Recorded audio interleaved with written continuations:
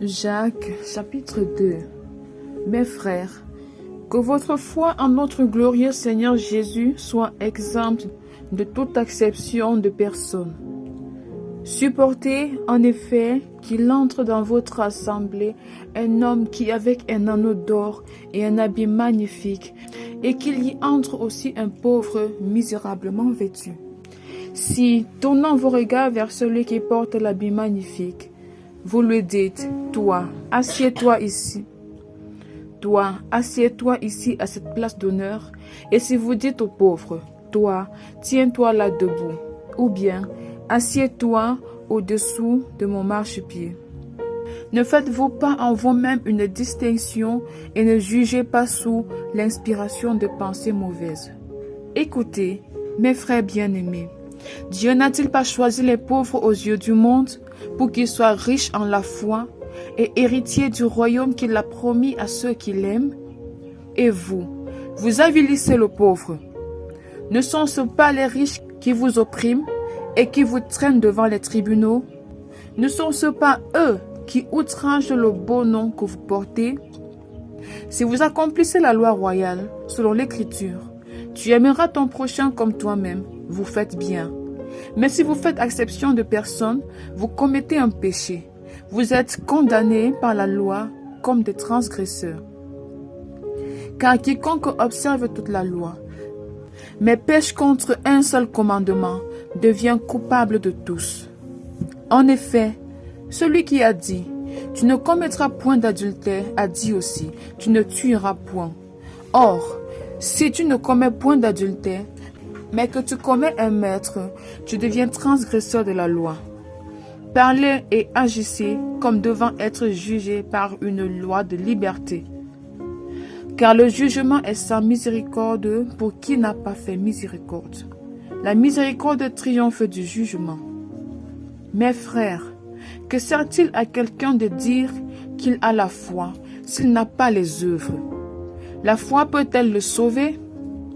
Si un frère ou une sœur sont nus et manquent de la nourriture de chaque jour, et que l'un d'entre vous lui dise « Allez en paix, chauffez-vous et vous rassasiez », et que vous ne leur donniez pas ce qui est nécessaire au corps, à quoi cela sert-il?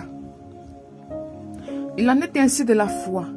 Si elle n'a pas les œuvres, elle est morte en elle-même. Mais quelqu'un dira « Toi, tu as la foi, et moi, j'ai les œuvres. Montre-moi ta foi sans les œuvres, et moi je te montrerai la foi par mes œuvres. » Tu crois qu'il y a un seul Dieu, tu fais bien. Les démons le croient aussi, et ils tremblent. Veux-tu savoir, ô homme vain, que la foi sans les œuvres est inutile? Abraham, notre père, ne fut-il pas justifié par les œuvres lorsqu'il offrit son fils Isaac sur l'autel?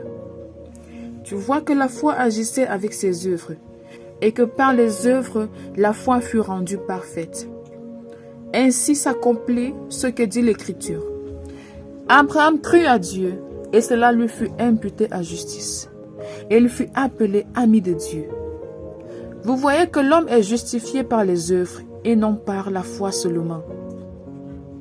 Rahab la prostituée ne fut-elle pas également justifiée par les œuvres, lorsqu'elle reçut les messagers et qu'elle les fit partir par un autre chemin? Comme le corps sans âme est mort, de même la foi sans les œuvres est morte.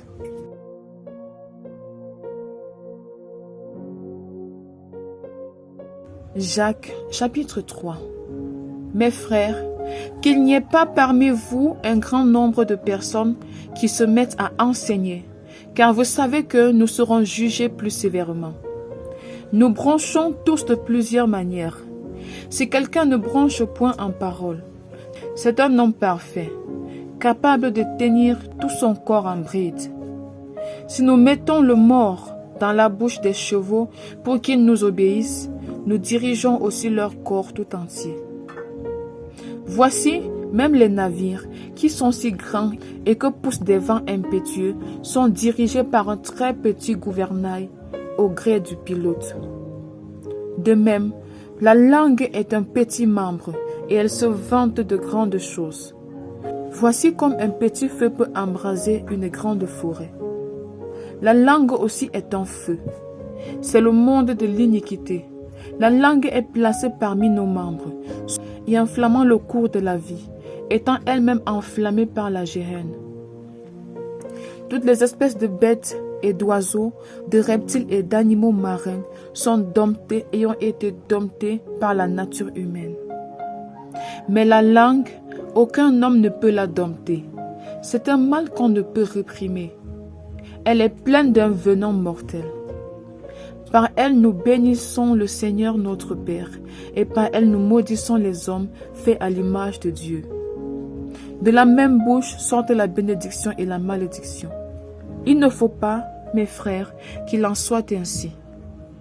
La source fait-elle jaillir par la même ouverture l'eau douce et l'eau amère? Un figuier, mes frères, peut-il produire des olives ou une vigne des figues? De l'eau salée ne peut pas non plus. De l'eau salée ne peut pas non plus produire de l'eau douce. Lequel d'entre vous est sage et intelligent? Qu'il montre ses œuvres par une bonne conduite avec la douceur de la sagesse. Mais si vous avez dans votre cœur un zèle amer et un esprit de dispute, ne vous glorifiez pas et ne mentez pas contre la vérité. Cette sagesse n'est point celle qui vient d'en haut, mais elle est terrestre. Charnelle, diabolique. Car là où il y a un zèle amer et un esprit de dispute, il y a du désordre et toutes sortes de mauvaises actions. La sagesse d'en haut est premièrement pure, ensuite pacifique, modérée, conciliante, pleine de miséricorde et de bons fruits, exempte de duplicité, d'hypocrisie. Le fruit de la justice est sémé dans la paix par ceux qui recherchent la paix.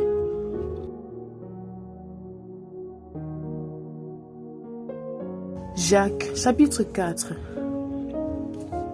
D'où viennent les luttes et d'où viennent les querelles parmi vous? N'est-ce pas de vos passions qui combattent dans vos membres? Vous convoitez et vous ne possédez pas. Vous êtes meurtriers et envieux, et vous ne pouvez pas obtenir. Vous avez des querelles et des luttes, et vous ne possédez pas parce que vous ne demandez pas.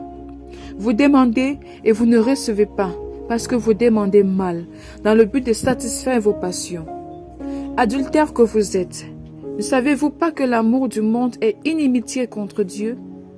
Celui donc qui veut être ami du monde se rend ennemi de Dieu. Croyez-vous que l'Écriture parle en vain? C'est avec jalousie que Dieu chérit l'Esprit qu'il a fait habiter en vous. Il accorde au contraire une grâce plus excellente. C'est pourquoi l'Écriture dit: Dieu résiste aux orgueilleux, mais il fait grâce aux humbles. Soumettez-vous donc à Dieu, résistez au diable, et il fuira loin de vous. Approchez-vous de Dieu, et il s'approchera de vous. Nettoyez vos mains, pécheurs, purifiez vos cœurs, hommes irrésolus. Sentez votre misère, soyez dans le deuil et dans les larmes. Que votre rire se change en deuil et votre joie en tristesse.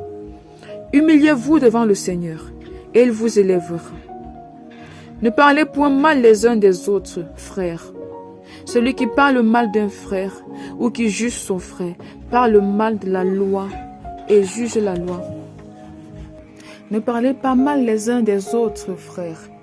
Celui qui parle mal d'un frère ou qui juge son frère parle mal de la loi et juge la loi. Or, si tu juges la loi, tu n'es pas observateur de la loi, mais tu en es juge. Un seul est législateur et juge. C'est celui qui peut sauver et perdre. Mais toi, qui es-tu qui juge le prochain? À vous maintenant qui dites: aujourd'hui ou demain, nous irons dans telle ville. Nous y passerons une année, nous trafiquerons et nous gagnerons. Vous qui ne savez pas ce qui arrivera demain, car qu'est-ce que votre vie? Vous êtes une vapeur qui paraît pour un peu de temps et qui ensuite disparaît. Vous devriez dire, au contraire, si Dieu le veut, nous vivrons et nous ferons ceci ou cela. Mais maintenant, vous vous glorifiez dans vos pensées orgueilleuses. C'est chose mauvaise que de se glorifier de la sorte. Celui donc qui sait faire ce qui est bien et qui ne le fait pas commet un péché.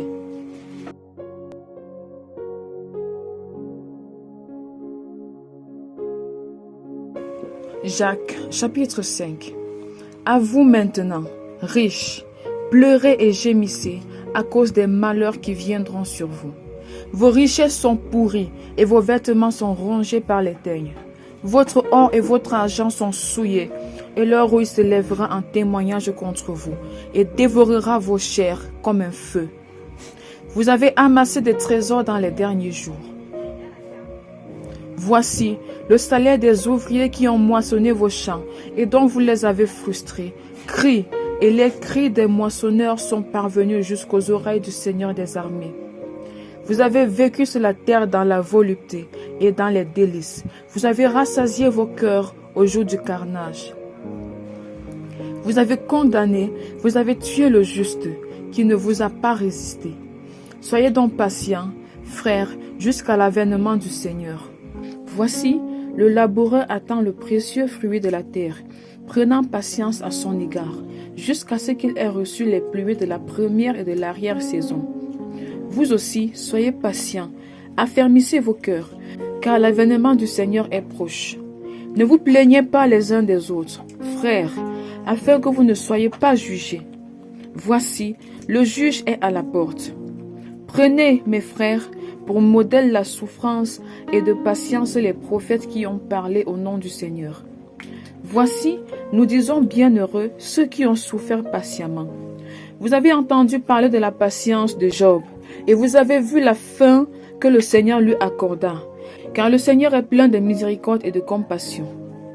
Avant toute chose, mes frères, ne jugez ni par le ciel, ni par la terre. Ne jurez ni par le ciel, ni par la terre, ni par aucun autre serment. Mais que votre oui soit oui, et que votre non soit non, afin que vous ne tombiez pas sous le jugement. Quelqu'un parmi vous est-il dans la souffrance? Qu'il prie. Quelqu'un est-il dans la joie? Qu'il chante des cantiques. Quelqu'un parmi vous est-il malade?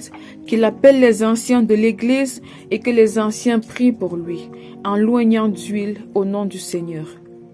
La prière de la foi sauvera le malade, et le Seigneur le relèvera. Et s'il a commis des péchés, il lui sera pardonné. Confessez donc vos péchés les uns aux autres, et priez les uns pour les autres, afin que vous soyez guéris. La prière fervente du juste a une grande efficacité. Élie était un homme de la même nature que nous. Il pria avec instance pour qu'il ne plût point, et il ne tomba point de pluie sur la terre pendant 3 ans et 6 mois. Puis il pria de nouveau, et le ciel donna la pluie, et la terre produisit son fruit. Mes frères, si quelqu'un parmi vous s'est égaré loin de la vérité, et qu'un autre l'y ramène, qu'il sache que celui qui ramènera un pécheur de la voie où il s'était égaré sauvera une âme de la mort et couvrira une multitude de péchés. Amen.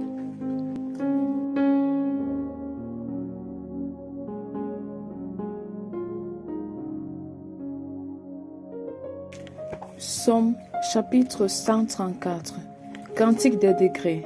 Voici, bénissez l'Éternel, vous tous, serviteurs de l'Éternel, qui vous tenez dans la maison de l'Éternel pendant les nuits. Élevez vos mains vers le sanctuaire et bénissez l'Éternel. Que l'Éternel te bénisse de Sion, lui qui a fait les cieux et la terre.